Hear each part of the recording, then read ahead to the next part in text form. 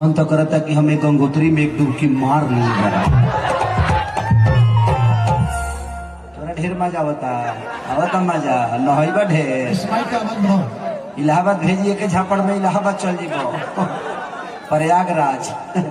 कम कम कम कम थोड़ा सा मेरी इंग्लिश प्रॉब्लम है तो उसको बुरा मत मानिएगा आप लोग। एक्चुअली मैं सारी लड़कियों से बहुत प्यार करता हूँ।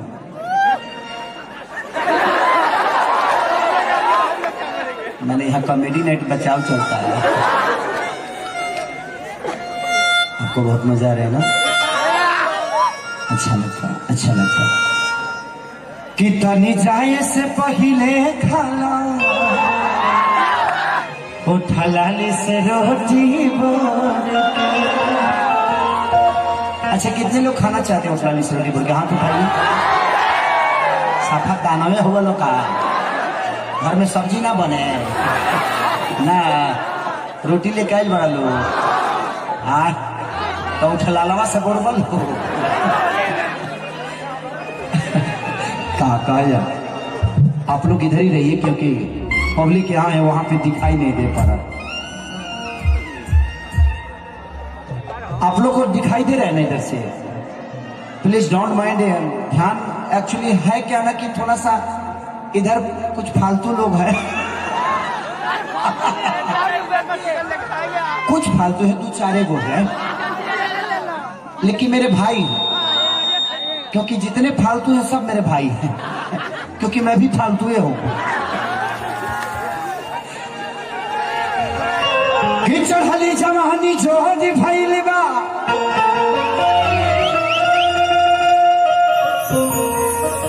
ये कौन सी जगह है कि मन कहता ले ली लोटी हो। ठंडा में देखिया पाला होता छोड़ के आजाद राजा जी राजकोट हो।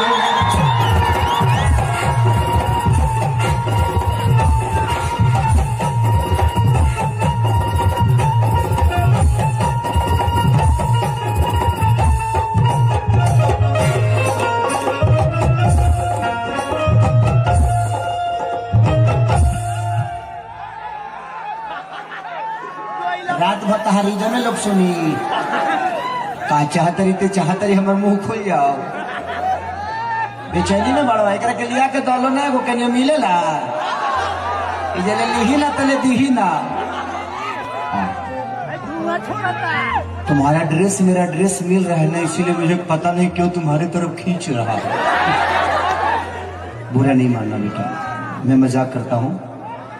मैं 2 बच्चों का बाप हूँ, 12 बीवियों का पति। घर में भी गई थी लेकिन आप सूट पे चले गए। पहले बता दी तो मैं तैयारी में होता।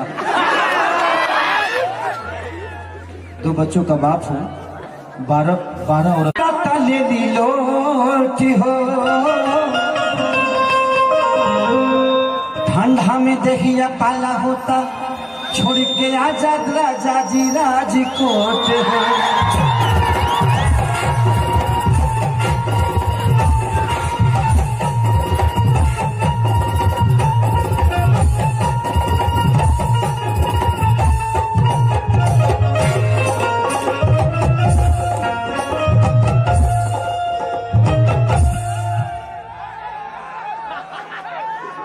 रात भर तहारी जने लोग सुनी का चाहतरी हमर मुंह खुल जाओ। बेचैनी में बड़वा एकरा के लिया के दलो ना एगो कनियो मिलेला इजले लिही ना तले दीही ना। तुम्हारा ड्रेस मेरा ड्रेस मिल रहा है ना, इसीलिए मुझे पता नहीं क्यों तुम्हारी तरफ खींच रहा है। बुरा नहीं मानना बेटा, मैं मजाक करता हूँ। मैं 2 बच्चों का बाप हूँ, 12 बीवियों का पति। घर में भी गई थी लेकिन आप सूट पे चले गए। पहले बता दी तो मैं तैयारी में होता। 2 बच्चों का बाप हूँ, 12 औरतों का पति हूँ। हेलो, कम हो गया, थोड़ा ज्यादा करिए ना। मैं इसमें सट रहा हूँ तो आपको क्यों प्रॉब्लम है? कोई दिक्कत है आपको? हेलो, थोड़ा बढ़ा दीजिए, बढ़ाइए। अभी तो बहुत अच्छा था। शादी हो गया आपका? हो गया। ज्यादा दिन तक बीवी आपके साथ नहीं रहेगी। बताइए कि मिक्सर नहीं संभाल पा रहे हैं तो बीवी को कैसे संभालिएगा? वो तो बहुत, उसमें 75 गो चैनल होता है, एगो चैनल धरिएगा तो एगो चैनल ब्लास्ट हो जाएगा। इसलिए थोड़ा सा ध्यान दीजिए, उनको बड़ा मजा आ रहा है कि चढ़ल जवानी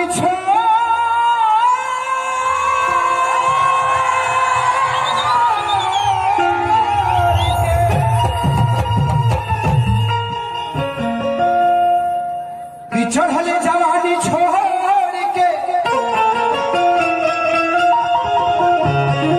कमाले जात बड़ नोट हो,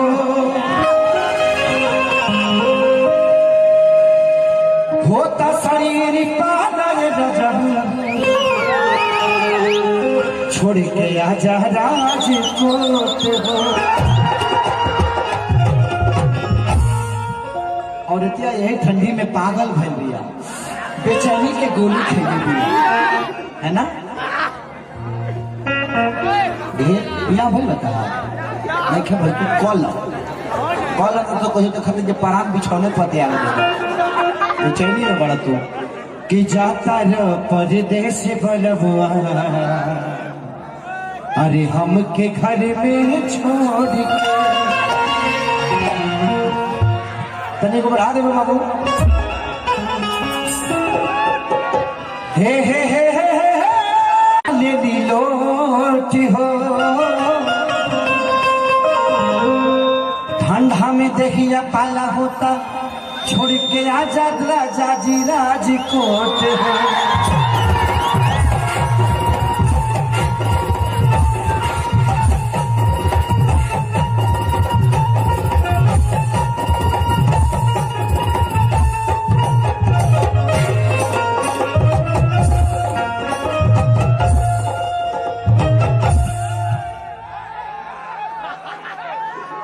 रात भर तहारी जने लोग सुनी का चाहतरी ते चाहतरी हमर मुंह खोल जाओ। बेचैनी में बड़वा एकरा के लिया के दलो ना एगो कनिया मिलेला, ई जले लिही ना तले दीही ना।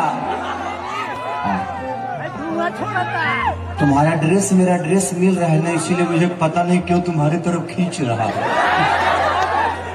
बुरा नहीं मानना बेटा, मैं मजाक करता हूँ। मैं 2 बच्चों का बाप हूँ, 12 बीवियों का पति। घर में भी गई थी लेकिन आप सूट पे चले गए। पहले बता दी तो मैं तैयारी में होता। 2 बच्चों का बाप हूँ, 12 औरतों का पति हूँ। हेलो, कम हो गया थोड़ा ज्यादा करिए। मैं इसमें सट रहा हूँ तो आपको क्यों प्रॉब्लम है? कोई दिक्कत है आपको? हेलो, थोड़ा बढ़ा दीजिए, बढ़ाइए। अभी तो बहुत अच्छा था। शादी हो गया आपका? हो गया। ज्यादा दिन तक बीवी आपके साथ नहीं रहेगी। बताइए कि मिक्सर नहीं संभाल पा रहे हैं तो बीवी को कैसे संभालिएगा?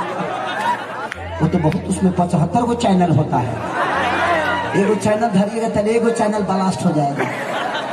इसलिए थोड़ा सा ध्यान दीजिए, उनको बड़ा मजा आ रहा है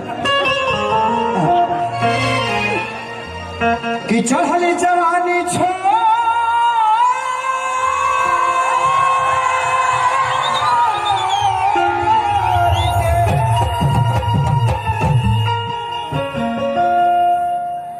चढ़ल जवानी छोड़ के कमाले जात बड़ नोट हो,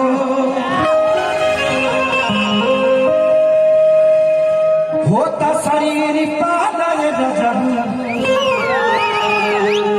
छोड़ के आजा राजकोट हो। औरतिया यही ठंडी में पागल भइल बिया, बेचैनी के गोली खेली बिया, है ना? बिया भइल बता नहीं खे भाई तू कॉल तो कहीं तो खरीद पराग बिछौने पते आ गए बेचैनी में बड़ा तू कि जाता र परदेश बलबुआ, अरे हमके घर में छोड़ के तने को बढ़ा दे बाबू। हे हे हे हे हे हे।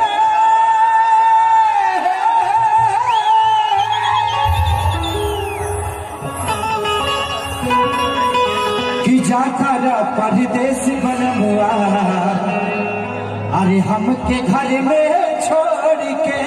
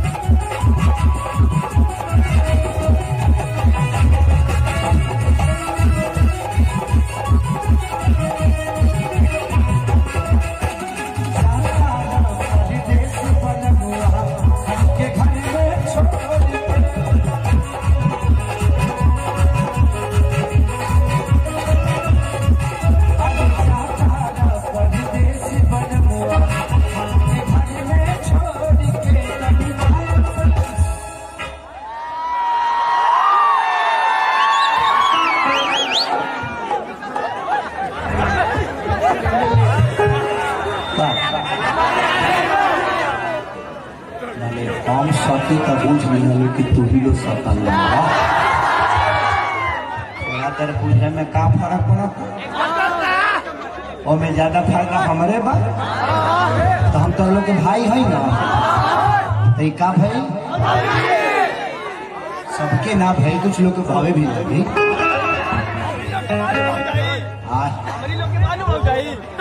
कहा मैंने तू 50 बरस ले बियाह न कर तबे भौ जाइए लगता है कि तनी जाए से पहले